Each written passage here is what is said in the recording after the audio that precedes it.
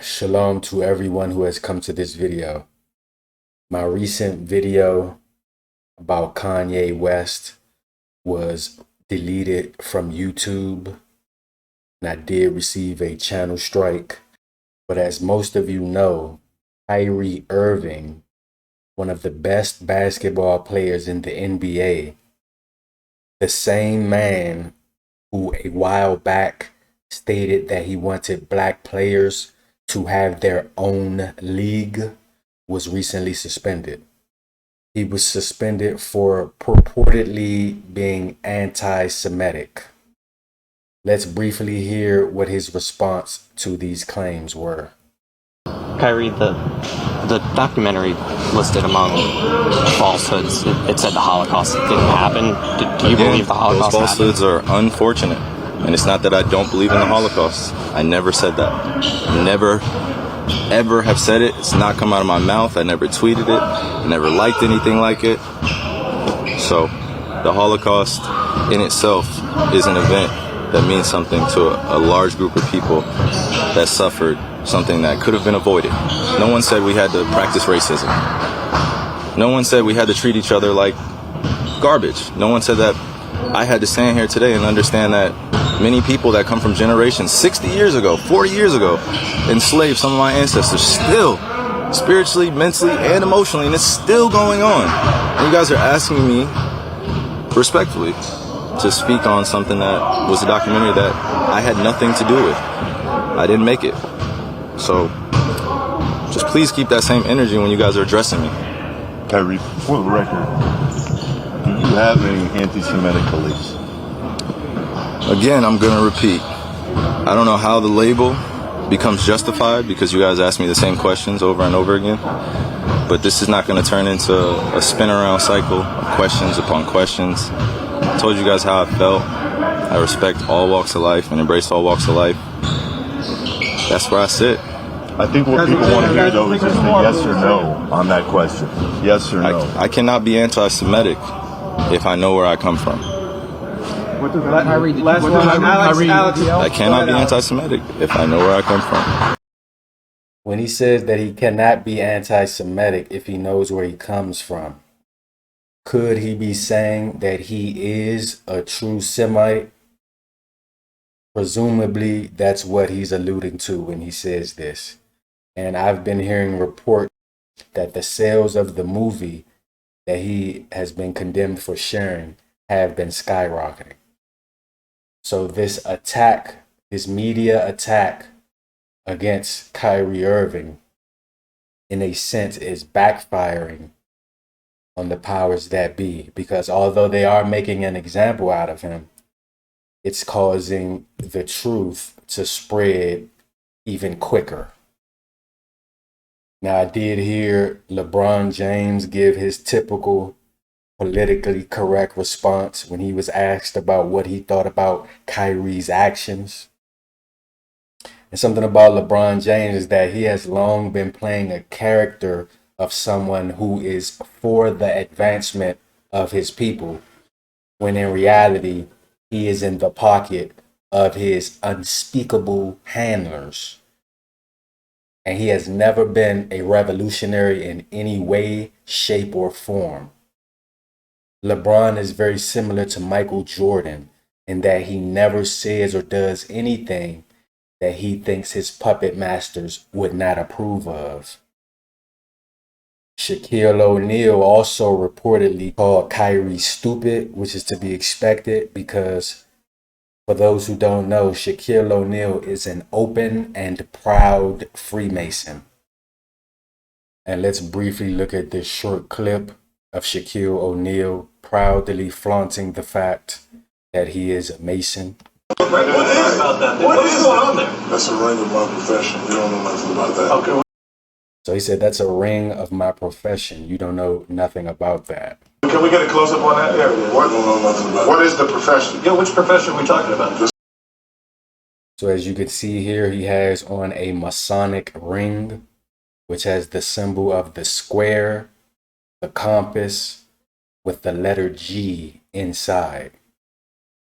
The square and the compasses are symbolic of the tools of the great architect and master builder whom they serve.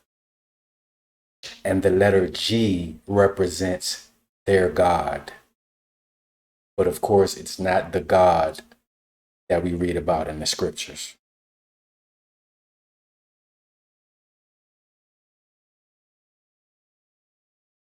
Look at it. Is it a legal profession? Of course it's legal. It's only my profession. I'm trying to read it. Okay. There's too many diamonds. Yeah, that's too bright. That's too bright. Go anyway. Oh, Mason, are you a Mason? So the guy just asked him, "Are you a Mason?" Let me back that up a little bit and see what he says. That's too bright. Go anyway. Oh, Mason, are you a Mason? Of course I am. Okay. That's a secret ceremony. Well, you might as well put your pinky out when you drink your drink. Of course I am. Well, put your pinky out. You're involved in the secret. So the guy said, "Are you a Mason?" He said, "Of course I am." So again, people like Shaquille O'Neal, the LeBron Jameses, etc., these people are in the pocket of the unspeakable people. So they're going to do whatever they're called on to do. As I've stated before, when you're talking about being Semitic or Shemitic, the name Shem is referring originally to the biblical character named Shem, who was the son of Noah. When you say Sem, you're using the Greek form of the name.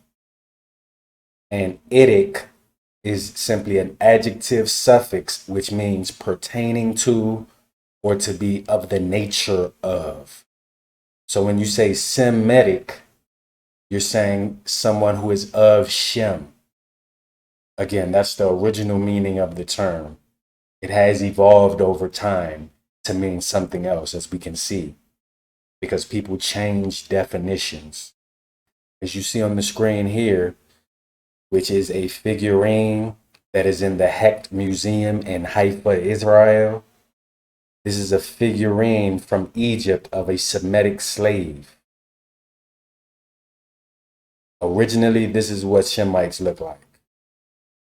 So maybe this is why Kyrie Irving shared the ostensibly anti-Semitic video that he shared, which is a video that is centered around the fact that the real Hebrews are so-called black people. And I've brought this out in a previous video that I did quite a few years ago that's still on this channel. But as you see on the screen, this is a Midrashic writing, which is a part of the traditional writings considered to have been originally authored by Eleazar ben Hyrcanus around the 1st and 2nd century AD. And edited around the 8th century. So this is a part of the tradition of the unspeakable people.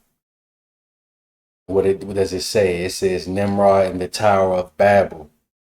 Noah brought his sons and his grandsons, and he blessed them with their several settlements. And he gave them as an inheritance all the earth. He especially blessed Shem and his sons, making them dark but comely, and the word there actually means black, but I'll get to that in a second. Just to be clear, it says, and he gave them the habitable earth. He blessed Ham and his sons, making them dark like the raven. So just like Shem is dark, Ham is dark. It says, and he gave them as an inheritance the coast of the sea. He blessed Japheth and his sons, making them entirely white, and he gave them for an inheritance the desert and its fields. These are the inheritances with which he endowed them. Now where it says he especially blessed Shem and his sons, making them dark but comely, the word there, as you see here, is Shahim, and what it means is black. As you can see, for example, let's go to Google Translate, type it in, blacks. All right. And then it goes on to talk about Ham. It uses the same word. It made him black. It said like the raven. As it says here, black, Type it in Google Translate. Black as a crow, as it says here, black, dark like the raven, talking about Ham and his son. When it was talking about Shem, what did it say? Look at it. It says black and handsome. So black and good looking is how Shem was made originally, according to the tradition of the unspeakables. This is not something that I'm making up. I'm reading this to you. According to what you see on the screen, the original inhabitants of the so-called Middle East area were dark-skinned people. It says Nina Jablonski and George Chaplin used NASA satellite measurements of UVB intensity to predict the amount of skin pigment that would be best, or that would best block harmful UV rays, yet still enable the body to produce sufficient vitamin D in populations around the globe. Their predictions closely match actual skin color variations around the world. As it says here, predicted pigmentation of skin based on UVB intensity. So this is how the native people in these areas should have roughly looked as far as skin tone is concerned. And as you can see, as I already said, in the so-called Middle East area, they are dark-skinned people. Ultraviolet B radiation is a primary cause of sunburn and skin cancers. So in other words, this display is showing you how dark you should be to live in these areas without being mutilated by the sun. For those who are not aware, the male descendants of the transatlantic slave trade victims and our relatives scattered throughout the earth carry predominantly haplogroup EM2, also known as E1B1A, as a Y haplogroup. The female descendants of the transatlantic slave trade victims and our relatives all around the world carry predominantly L3 as a mitochondrial haplogroup, and also some carry L2. Now, many geneticists have figured out that our DNA essentially comes from what we call Eurasia.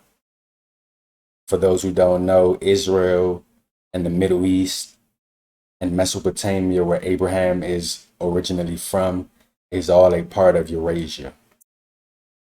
As it says here, it says carriers of mitochondrial DNA macro haplogroup L3 basal lineages migrated back to Africa from Asia around 70,000 years ago. And I'm not going to get into the timelines that they give and how their timelines are inaccurate, which they are. But the point is, they understand that we come from Eurasia, not originally Africa or originally West Africa. And I'm not going to read the whole article as it says here in the results. It says the coalescence ages of all Eurasian and African lineages, both around 71,000 years ago, are not significantly different. The oldest M and N Eurasian clades are found in southeastern Asia instead near of Africa, as expected by the Southern Route hypothesis. The split of the Y chromosome composite DE haplogroup is very similar to the age of the mtDNA L3. And again, that's the mitochondrial DNA that most of our women carry as a haplogroup. It says an Eurasian origin and back migration to Africa has been proposed for the African Y chromosome haplogroup E. What did that just tell you? that says that what's being proposed is the Eurasian origin of Y haplogroup E, which is what we carry predominantly. Now, when it says Eurasian origin and back migration to Africa, it's talking about the fact that the original humans, fully formed humans, are known to have left Africa or come from Africa originally. That's the common hypothesis. And it says inside Africa, frequency distributions of maternal L3 and paternal E lineages are positively correlated. So again, E is what we come from as a haplogroup predominantly, and L3 is the female version of E, so to speak. It says this correlation is not fully explained by geographic or ethnic affinities. This correlation rather seems to be the result of a joint and global replacement of the old autochthonous male and female African lineages by the new Eurasian incomers. And who are the new Eurasian incomers? Those are our ancestors, is what they're saying. And in the conclusions, it says these results are congruent with a model proposing an out of Africa migration into Asia, following a northern route of early anatomically modern humans carrying pre-L3 mtDNA lineages around 125,000 years ago. So what that's saying is that early anatomically modern humans originally began in Africa according to this theory, and they left Africa, but our haplogroup E and our haplogroup L3 began in Eurasia.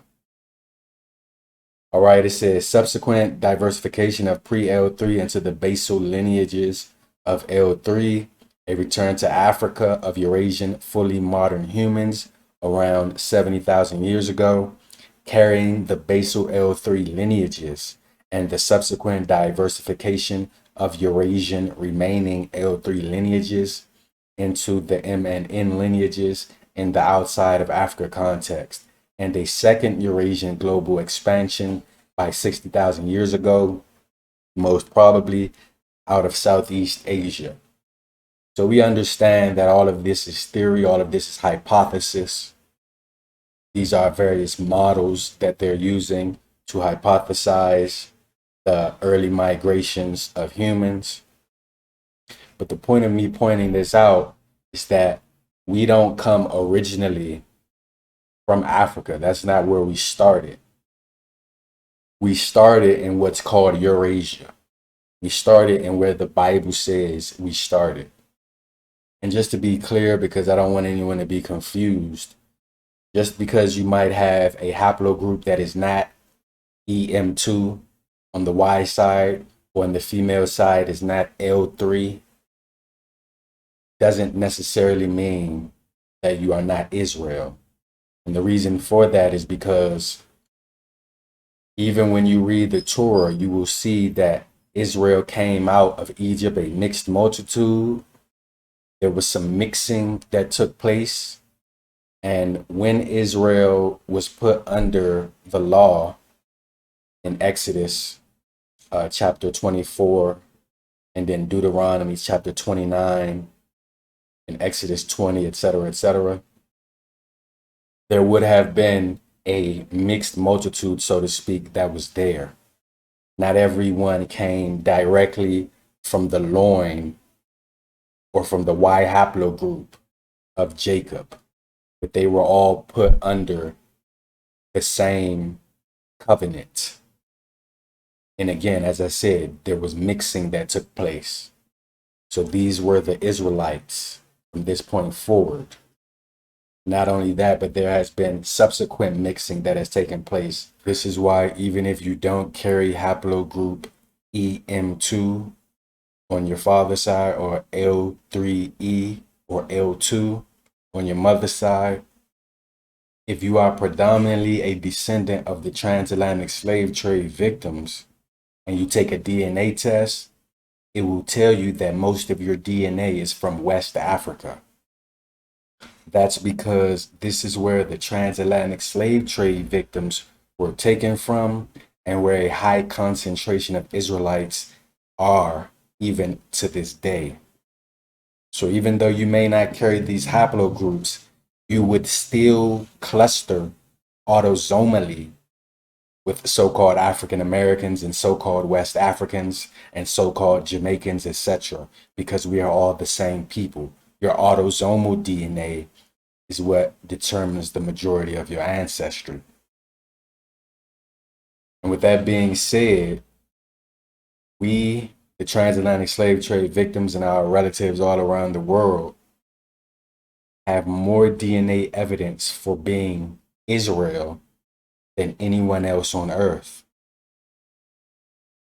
The so-called African American and his relatives scattered throughout the world carries predominantly, as I already stated, E1B1A haplogroup, also known as EM2. No other group of people has a better DNA claim than we do because the oldest person known to have this haplogroup was a person named Pharaoh Ramses III, who lived in ancient Egypt and was a pharaoh in ancient Egypt during the time that the ancient Israelites were in Israel. And this man was not a blood-born Egyptian. His father has no recorded historical link to the rest of Egypt or to being a blood-born Egyptian. Some scholars even believe that he was of Syrian origin, like our father Jacob's mother was, Rebecca. He also fought wars defending Israel, and ancient scarabs of him and his sons were found scattered throughout Israel and other ancient artifacts, as we're about to briefly read about. And we know from the story of Joseph and from the story of Moses and from the story of Hadad the Edomite that Hebrews or descendants of Abraham could gain high status in Egyptian royal houses. So just read a little bit of what this says. It says, name of Ramses III was found in the ruins of the city of Megiddo, west of Bashan. For those who don't know, that's in Israel. It says a copper statue base was also found at Megiddo bearing the name of Ramses VI.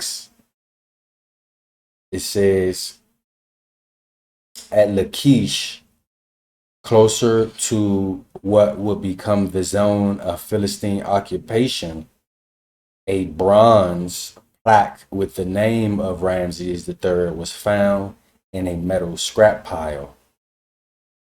A scarab with his name was also found in Lachish.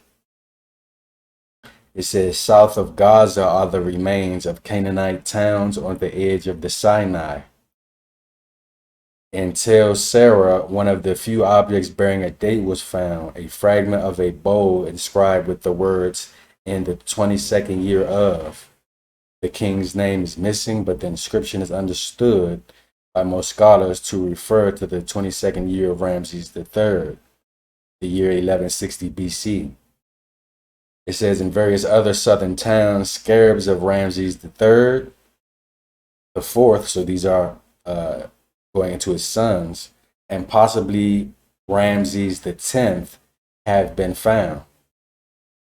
It says in Ashdod, a scarab with the name of Ramses III has been found, and nothing more of him. So I could go on, but the point is there's much evidence that Ramses III was in the land of Israel and was a physical Israelite, even though, again, he was a pharaoh of Egypt. And as I already stated, from the story of Joseph and from the story of Moses, and even from the story of Hadad the Edomite, we can see Shemites or descendants of Abraham having high status in Egyptian royal houses. As you see on the screen here, it says the Houston Daily Post, Houston, Texas, volume 13th year, number 169. It says Monday, September 20th, 1897. All right, so we're going to zoom in on this article and see what it says. Here it is zoomed in here. It says Negro who can write Hebrew. It says he is deaf and dumb and comes from an African town, so he can't hear or talk. It says Hartford, Connecticut, September 19th. A young African Negro has been in this city for the last few days who claims to be a Hebrew. He is deaf and dumb and as black as the ace of spades. He carries a pad of paper with him and answers all questions by writing them in Hebrew and Lashon Kodesh. What excites the most wonder is that he writes Lashon Kodesh very rapidly. It is the language of the books of Moses and is made a special study of, spoken and written with ease only by the rabbis and highly educated Hebrews. The Negro was sent to one of the rabbis of Hartford, who is perfectly satisfied that he is a Hebrew. Also, you have to get confirmation from the ish person, from the unspeakable person, that he's a Hebrew. Typical. But anyway, it says he says that he came from a large town in Africa where there is a tribe of about 20,000 black Hebrews who speak Lashon Kodesh and are quite prosperous. He also says that his father is a rabbi in that town, and that is why his father took the trouble to teach him to write those languages, which needed an extra amount of labor on account of him being deaf and dumb. He says his people not only write Lashon Kodesh, but it is their speaking language as well. He left home a few years ago and has seen a good deal of the world. In each town, he hunts up the Jewish section, and there they give him clothes, food, and money. What surprises him, he writes, is that no Hebrew knows of his countrymen in Africa.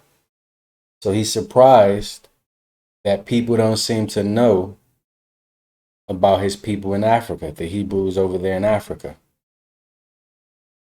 This is why the English historian, a prominent historian by the name of Godfrey Higgins, who lived in the 18th century, which is the 1700s, in his life's work called Anacalypsis, he wrote the following. I'm going to zoom in here a little bit. It says, probably at the time the black Jews divided from their countrymen, they were black, and from being always few in number and low in rank and breeding entirely in their own caste, they have kept their ancient sable complexion.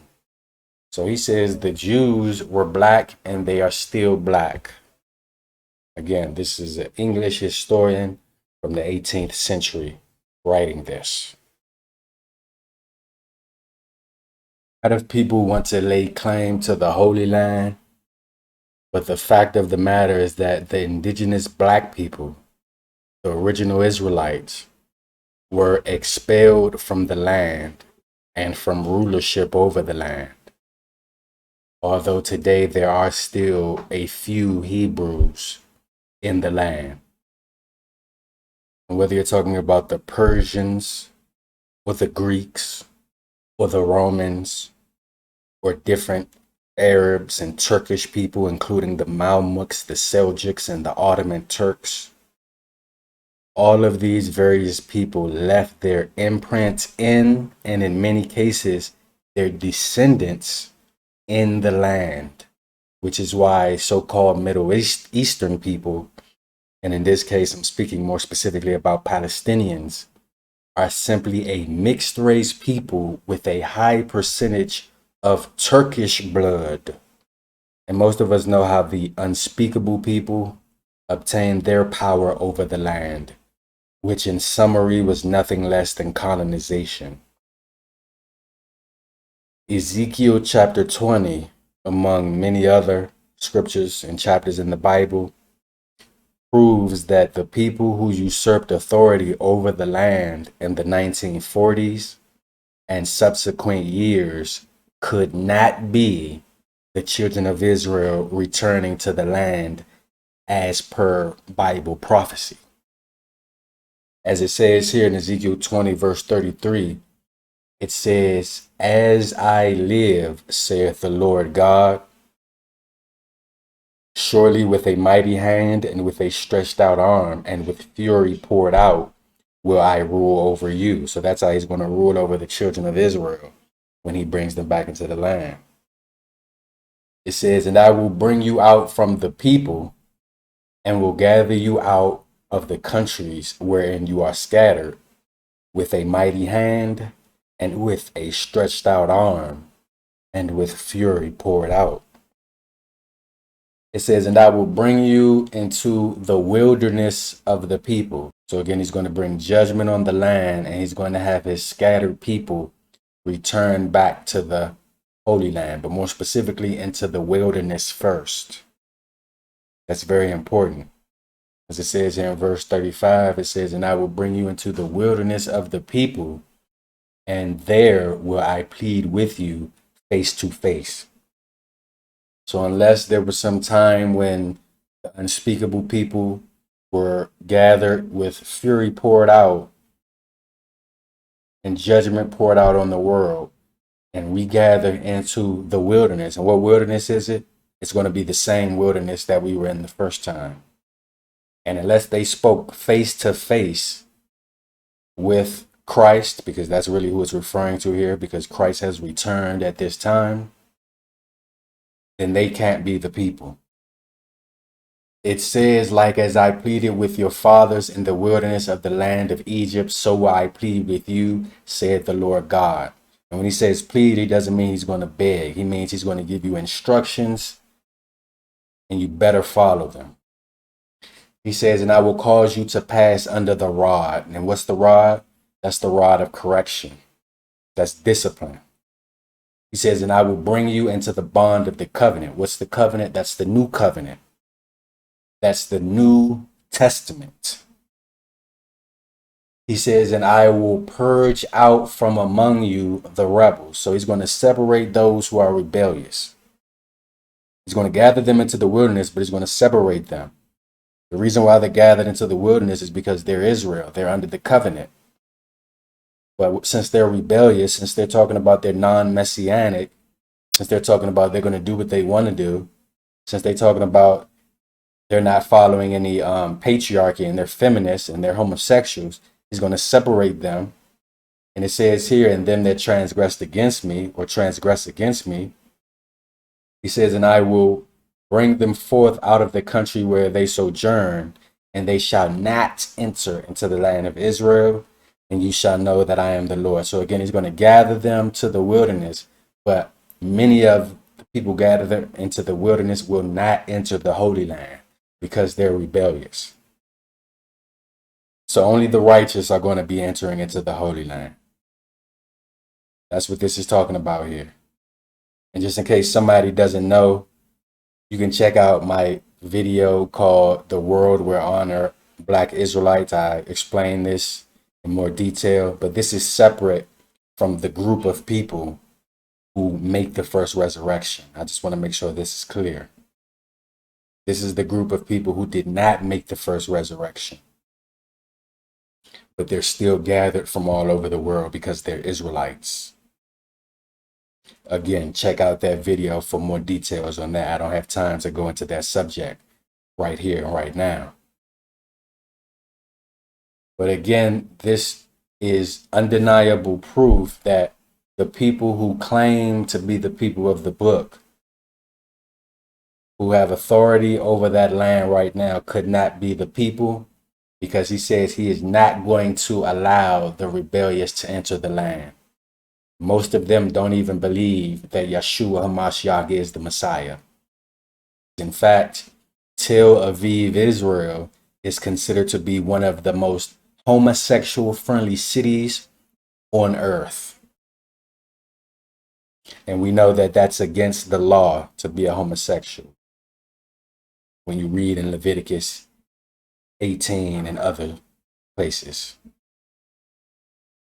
So again, they could not be the people. Their return in 1948 could not have been the prophesied return of the scriptures. So as this awakening is currently taking place slowly but surely amongst our people, many of our people will come to understand as time progresses who they are. But again, they still will not enter into the kingdom. So the awakening is here, but there still is a great separation that will take place. The point of understanding who we are is not to engage in self-aggrandizement. The purpose is to understand why we are where we are as a people and where we are supposed to be going as a people. Again, I always use the analogy that if you walked into a store and you suddenly were struck with amnesia, you wouldn't know why you were in that store. Therefore, you would not know what to do next. You have to know your history in order to understand where you are supposed to be going next. That's why we're supposed to know who we are. In other words, there are specific actions that we are supposed to be taking once we know the truth about our identity. As it says here in Deuteronomy chapter 29, verse 29, it says, "The secret things belong unto the Lord our God, but those things which are revealed belong unto us and to our children forever, that we may do all the words of this law." So those things that the Most High decides to reveal belongs to the children of Israel forever, so that we may do all the words of the law.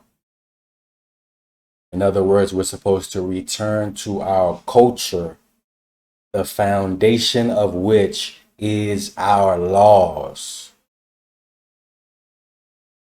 And through faith in the redeeming blood of Yahshua HaMashiach, Jesus Christ, this will be our salvation. Shalom.